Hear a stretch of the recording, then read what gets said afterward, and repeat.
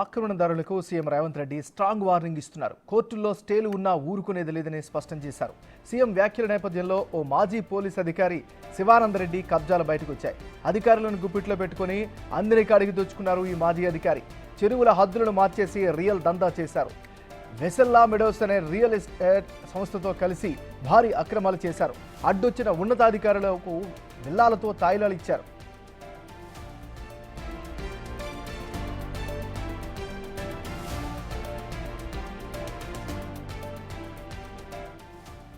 కొండాపూర్ కుడికుంటను చెరబట్టడంతో పాటు శ్మశానాన్ని మాయం చేశారు. కొన్ని భూములకు సంబంధించి హైకోర్టులో స్టే తెచ్చుకొని పట్టా భూమిగా కలరింగ్ ఇచ్చారు. హైదరాబాద్లో దందాలు, రాయలసీమలో రాజకీయాలు చేస్తున్నారు ఈ మాజీ పోలీస్ అధికారి. ఈ అధికారికి సంబంధించి సర్కార్ ఫోకస్ పెట్టినట్లు తెలుస్తోంది.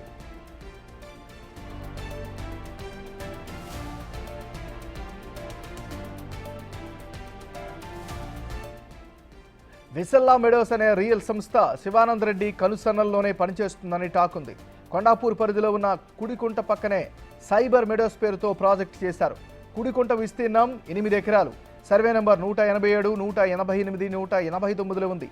ఈ సర్వే నంబర్ 188లోని ఎకరం 39 గుంటల భూమిని కబ్జా చేశారు అని తెలుస్తోంది.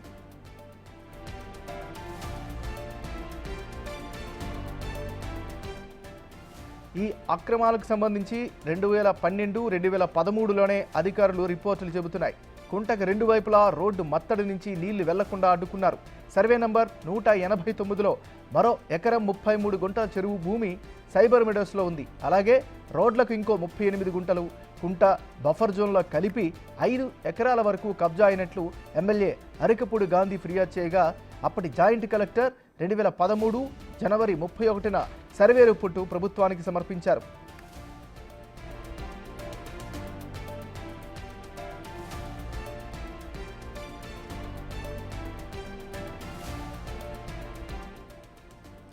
ఉన్నవి లేనట్టు, లేనివి ఉన్నట్టు చేయడంలో శివానందరెడ్డి స్పెషలిస్ట్. పోలీస్ శాఖలో పనిచేసి ఆ శాఖ భూములనే కొట్టేసే ప్రయత్నించిన ఘనుడు ఏకంగా 10,000 కోట్ల భూములకు ఎసరు పెట్టాడు. మంచిరేవల గ్రామంలోని 142 ఎకరాల 38 గుంటల భూమిని గ్రే హౌండ్స్ కోసం కేటాయించారు. కానీ 1961లో ఈ భూములను అసైన్ చేశారని హైకోర్టులో పిటిషన్ దాఖలు చేసి అసైన్దారులతో రికార్డులు సృష్టించి వారితో అగ్రిమెంట్ చేసుకొని లీగల్గా కొట్టేయాలి అనే ప్రయత్నం చేశాడు.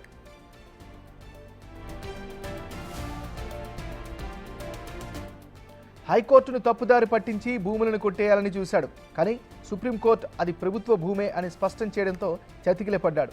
శివానందరెడ్డి భార్య ఉమాదేవి U&A పేరుతో కంపెనీ ఏర్పాటు చేసి మోసాలకు పాల్పడింది అనే ఆరోపణలు కూడా ఉన్నాయి.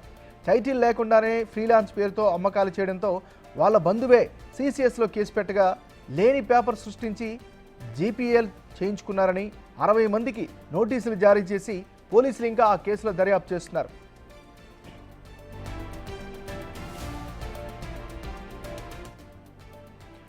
శివానందరెడ్డి అత్యంత విలువైన 26 ఎకరాల బుద్వేల్ అసైన్డ్ భూములను కూడా కొట్టేసే ప్రయత్నం చేశాడు. మొత్తం 281 ఎకరాల ప్రభుత్వ భూమిని 1994లో కొందరికి అసైన్ చేశారు. అనంతరం అమ్ముకోవడంతో ప్రభుత్వం స్వాధీనం చేసుకుంది. కోర్టుకు వెళ్లి RDO ఉత్తర్వులను రద్దు చేయించారు.